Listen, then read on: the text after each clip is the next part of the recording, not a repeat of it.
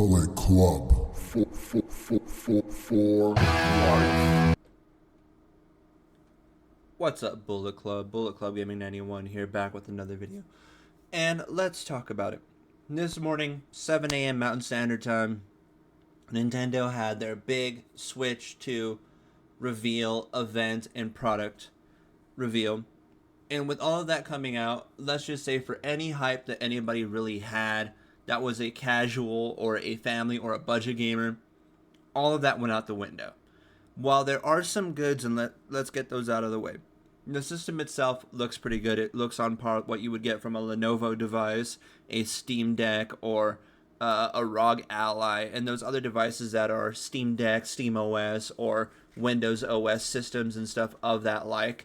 It looks good. It's on par, it's on parity to what those systems look like and those portable on-the-go systems look like. The plus is it can do 120 hertz frame rate, and it can do 4K. All good things. And it could also, like I said, do 1080p at 120. All good things. All very standard and modern features on there. The controllers have an interesting gimmick. They still have all the features of the Switch 1, but they now operate and work like a mouse, and you can use it as a mouse and keyboard support device for shooters, FPS games. They showed off in Metroid Prime 4 and a few other things of the like. Some of the games look good. Donkey Kong Bonanza looks good. The Bloodborne 2, not Bloodborne 2, the Dust Bloods, looks really good. But that being said, let's look at the negatives. $450 for the base. And we're assuming for the add-on with the camera, a copy of Mario Kart World, and the other things that they showcased today, you're looking upwards of $550 to $600 for the base entry start device. The release date is June 5th for this device. All bad things, because while Nintendo hasn't always been the seal of quality and the front runner and the forefather of gaming that it used to be, it was the budget family option, and that's what made it succeed. At the price point of $500 and let's say $700 to $800 for the deluxe edition, it does not look good. And they didn't market it or advertise it as a family or a budget or a friendly device. They said it's comparable to Steam OS, Steam Decks, and those types of devices, with the added benefit of being able to do 4K in docked mode. That's the way they're marketing it and they're advertising it. And they're trying to make it more of an adult, more teenage system, which could lead to problems. And here's the big one. GTA 6 being $100 and Ubisoft saying games that are quadruple A is a thing of the future. And it's a very near future because Nintendo confirmed this to be the case with all of their games on digital being $80 entry level and physical copies being $90 plus. Within, if a game has an online mode or an online component, you have to pay an additional $20 to $30 to gain access to that online mode, on top of having to buy the Nintendo Switch base level online subscription, or buying the extra online plus edition, which includes the Sega Genesis, the Game Boy Advance, the Game Boy, and now the Nintendo GameCube, which has a great lineup of games on it. You have classics like Wind Waker, Soul Calibur 2 with Link included, F-Zero GX, Pokemon Coliseum, and the Dark Pokemon game. Oh my lord. Those games are going to be so good.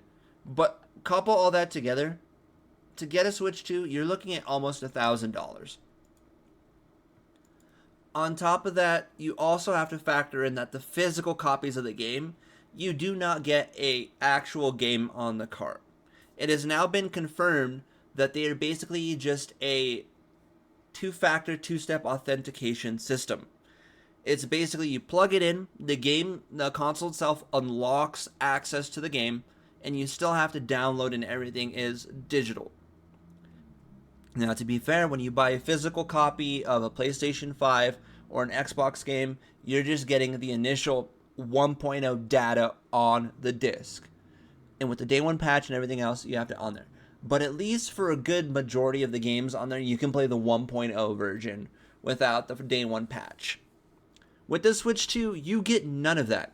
It's just a USB stick, like this one here, that has the two-step factor authentication that unlocks the accessibility to the game. That's a huge problem. And when you have a lot of games down the pipeline for holiday season, if not 2026, but your major launch game is Mario Kart World, and the base entry level access of the game digitally is $80, and the physical version of the game that is just a USB stick with a access key on it is $90, and you have to buy Switch Online. Then they're saying you might have to buy a subscription to access the camera, which there is a Switch 2 camera, and to access the Nintendo Discord. They're having their own Discord feature, its own ecosystem, and everything else that connects to the system itself with the new chat button and the new Nintendo Online app. It's looking like a disaster. And there are cool features, like I said.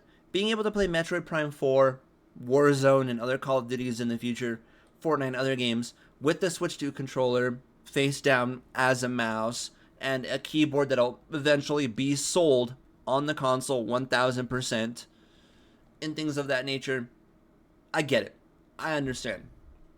But at the end of the day, you have to look at the fact that Nintendo, for many years, has been a toy and a entertainment system.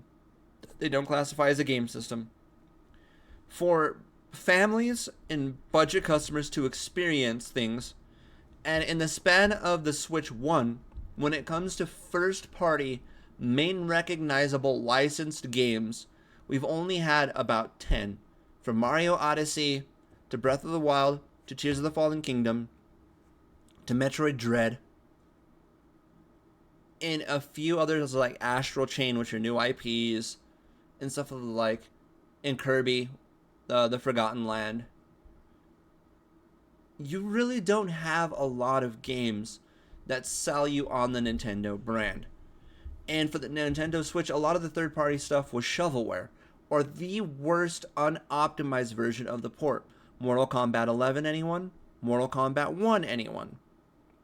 The fact that they're upgrading it to be the cloud version of what I could play on my phone, because on a Samsung S24, 25, or even on a Samsung television, they have the chip processing power and everything else to stream and play PlayStation 5 and Xbox and Game Pass games on the cloud.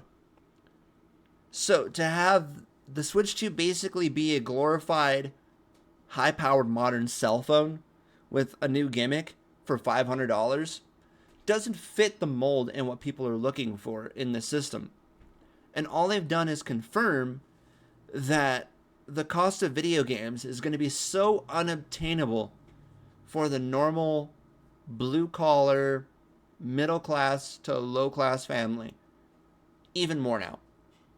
Because instead of little Timmy being excited that, mom and dad couldn't afford a PlayStation 5 or an Xbox Series X, there was always the belief that they could afford a Switch. And now with the Switch 2, little Timmy can't even hope to get that under the Christmas tree.